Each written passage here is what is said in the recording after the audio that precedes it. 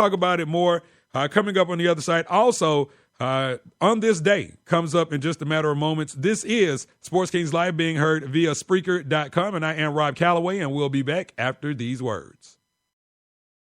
People are always looking to invest in a good opportunity. So what if you could invest in the future of kids, like a stock? Not the kind of stock that's about making money, but a stock for social change called Better Futures. With your investment, it helps students like me go to college. My name is Charles, and I'm your dividend. Invest in better futures with UNCF. Visit uncf.org/invest. A mind is a terrible thing to waste, but a wonderful thing to invest in. Brought to you by UNCF and the Ad Council. What's going on, everybody? It's your man, Big Mike. Yep, and this is RC, Rob Calloway. First of all, we'd like to thank everybody for being down with the Kings and for supporting Sports Kings Live. Your listens, downloads, likes, and follows have allowed this show to grow by leaps and bounds in just a few months. Now, if you have a product or a business and you'd like to promote it on this show, it's simple. Just email us at sportskingslive@gmail.com. And once again, thank you for being down with the Kings.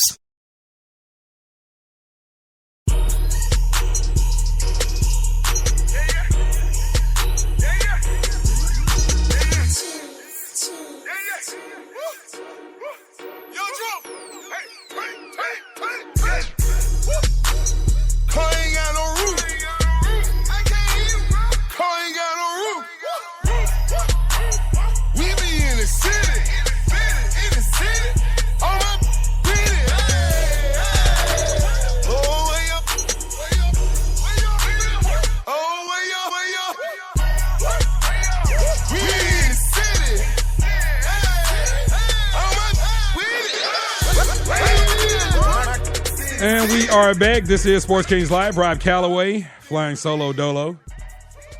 Right here. Spreaker.com. Coming up in just a few minutes, I got a major announcement regarding the show. And, sometimes things happen. And what did I say earlier? Sometimes when life calls, you have to answer. Or life happens. And when life happens, you have to be ready. Right? And so coming up around 7:40 or so, I have a major announcement. Oh, and I forgot. Yeah, okay. See, now that I'm looking at my notes, because a lot of times I come in here and I just start freestyling. That's a gift God bless me with. But yeah, all right. So the other thing is that tonight is going to be a shortened edition of the show because, as I mentioned yesterday, my job within the DeKalb County school system, well, we're getting the school ready for it to be reopened. And so I have to go to work a little earlier in the morning to do some of my duties before teachers and people start walking around the building. So I have to be up extremely early. And so in order to do that, I have to go to bed extremely early. So this thing will be 60 minutes, but it's going to be a good 60 minutes, a good strong 60. And we also have this major announcement that I think is going to be it could kind of change some things for us. Definitely change some things. But anyway, before we went to break, we were talking about Becky Hammon winning the Summer League, the NBA Summer League title as the head coach of the San Antonio Spurs, and Commissioner Adam Silver now saying that a female head coach in the NBA is not too far away, and he could see that happening and all of that good stuff. And I'm like, my. Now, I mean, there are some hard-nosed females out there in the basketball world that might be able to last for half a season, right? But I just think the dynamic of coaching these dudes could just get to be too damn much. And again, it might be somebody there for the job.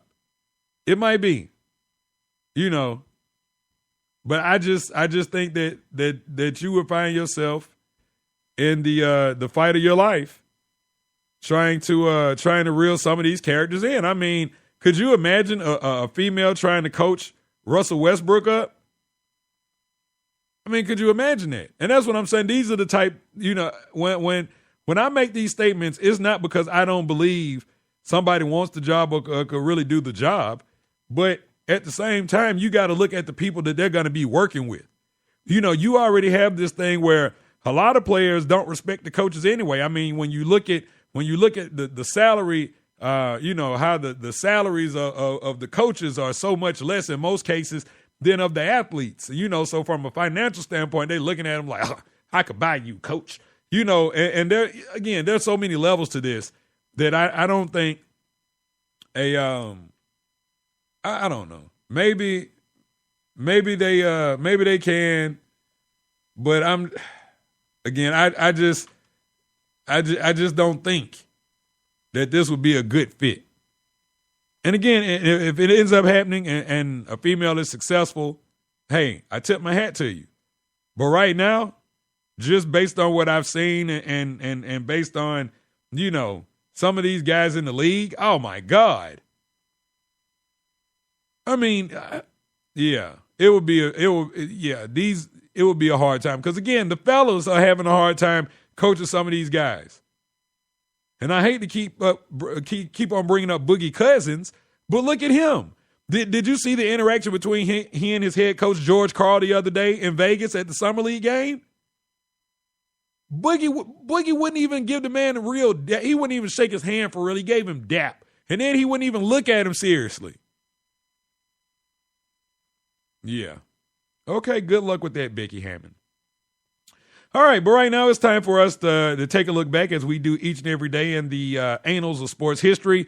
And for a little segment we call On This Day. And now, the Sports Kings take a look back. On this day. All right, on this day in 1909, Ty Cobb stole 3 bases in 1 inning at Huntington Avenue grounds. In 1926, Babe Ruth caught a baseball dropped from an altitude of 250 feet by a passing airplane during a stunt at New York's Mitchell Field. The ball was traveling about 100 miles an hour when it hit his glove. In 1962, Jackie Robinson became the first African-American to be inducted into the National Baseball Hall of Fame. In 1991, is that right? I guess so. In 1991, Desiree Washington, I'm sure a lot of you might remember this one if you're old enough. Desiree Washington, a Miss Black America contestant, came forward to say that she had been raped by Mike Tyson 3 days earlier on July 19th, 1991, in an Indianapolis hotel room. Tyson was later convicted of rape and served 3 years in prison. Again, why did you go to the man's room at 2, 3 o'clock in the morning? Hey, and I'm going to leave that alone. In 2002, a judge issued a gag order in Allen Iverson's assault case. He said that he wanted to buffer. Okay, we can skip that one. That's not major. All right, 2002, lawyers for former NFL player Ray Caruth filed an appeal on his murder conspiracy conviction, and we all know how that went. In 2012, the statue of former Penn State football coach Joe Paterno was removed from the school's Beaver Stadium on this date. The statue's removal followed revelations that the legendary coach played a role in the cover-up of child sex abuse scandal involving former assistant coach Jerry Sandusky. Paterno died January 22nd of 2012, several months before the statue was removed. Sandusky was convicted of multiple counts of child sex charges, and the statue was removed from the storage where it was, and it has been restored. So Joe Pa once again stands tall. All right? And that was on this day. And again, this is Sports Kings Live being heard via Spreaker.com. Don't forget, you can reach us via social media, Facebook, Instagram, Twitter, and Tumblr at Sports Kings Live. We're also, you can also reach us via email, sportskingslive@gmail.com. Now, really quick, because I got a bunch of little notes around here where I write things down so I don't forget. On Monday's show, we talked about the federal court's decision or the settlement that they awarded former NCAA football and basketball players in regards to EA Sports using their images and likenesses in video games. And, $60 million. And in case you missed Monday's show, go back and listen to it. I broke the whole thing down. I did the math and it all kind of, and it all kind of doesn't make sense at the end of the day when you talk about $60 million, a $60 million settlement, and my computer's tripping again.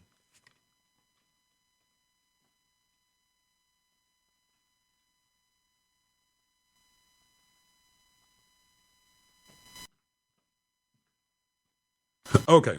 So we broke it down Monday and came up with the math that these players are only going to walk away with somewhere between $150 and $125, when originally they probably all could have made at least $1,000, depending on what institution of higher learning they went to.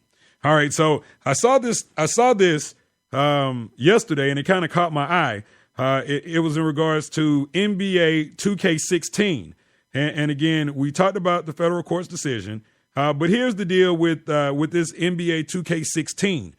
They have a mode where I guess it's like a franchise mode, and basically you can start from being a college player, and you can choose the school that you want to go to. You know, it could be any of the schools that are on the game, and I'm not sure if they have all the schools or just a select group of schools. But at any rate, you know, you can. But it has to be you. It's not like in the actual college games where you were playing with a team full of players that actually exist, but you don't have the names. You just have the numbers, but still have the stats. See, the thing about this is that, you know, it's a created player, and I think that you only get I guess you pass it around to the different teams, but basically it's all focused on you. It's not focused on other guys on the team. And so that way, NBA 2K16 is playing it safe. 2K Sports playing it really safe this way. But at the same time, it still gives you a little, I guess, just a little taste of college basketball, if you will.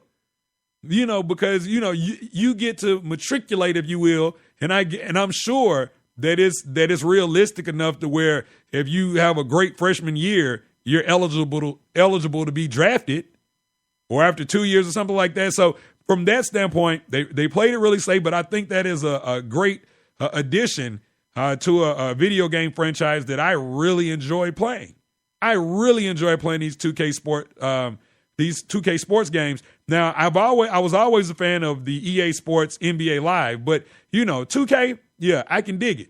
I can really dig it. But this college thing is kind of interesting, and I'm wondering if EA Sports, you know, and I know that they've been involved with this whole legal situation with the NCAA and these players, but I kind of wonder if they're going to do the same thing for Madden, where you have a situation where you could just be one player to go to college and try to, I guess, you know, get your draft stock up and then, you know, become a draft hopeful. You know, that would be a nice addition to the Madden franchise, since we're not getting college football or basketball video games, which, if you were listening Monday, I said it. I'm a big fan, or I was a big fan of those games. I still have a few of those older games somewhere around here. And, you know, again, I'm a big fan. And, you know, hopefully we'll see how it works out. But I think 2K, what they're doing with that, I think that could actually be something that basketball fans or video game fans will really enjoy. All right, so said we had a announcement tonight, and we'll start with Bill Simmons' announcement first. It was announced today that Bill Simmons, formerly of ESPN, has found a new home, and his new home is at HBO. Okay, now what's the big deal? You know, why is there such a big deal, Rob? Well, it's a big deal because you got to remember who he is. Bill Simmons is Mr. 30 for 30. Those nice ESPN documentaries that come on that everybody likes to watch, that's who he is. He's Mr. 30 for 30. Now, I'm sure ESPN has the rights to 30 for 30, but I'm sure Bill Simmons and HBO will come up with something else, because HBO does a great job with these documentaries. If you have on demand, go to HBO Sports and look under the documentary list. They have some great documentaries that you should watch. Very educational, and also, you know, some of the things that